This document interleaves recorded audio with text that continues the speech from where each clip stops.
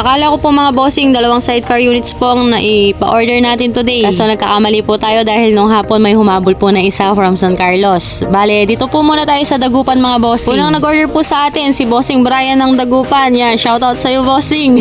May kwento ko lang po sa inyo mga bossing. Si Boss Brian po ay panahon na hindi pa tayo nagva-vlog.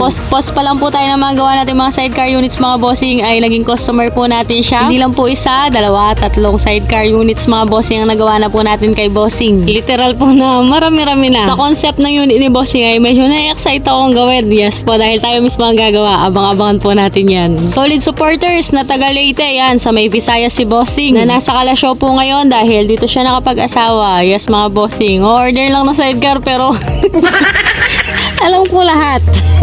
Ganyan tayo kamarites.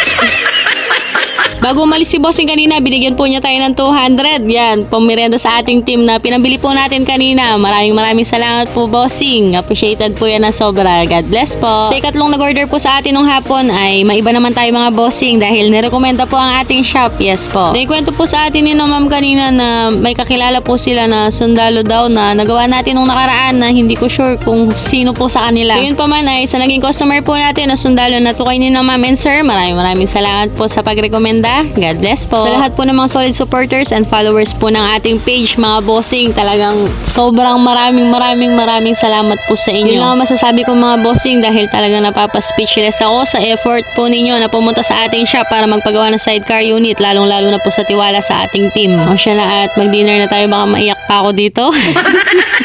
Naiiyak-iyak na ako. At yan lang po muna sa ngayon. Salamat sa panood.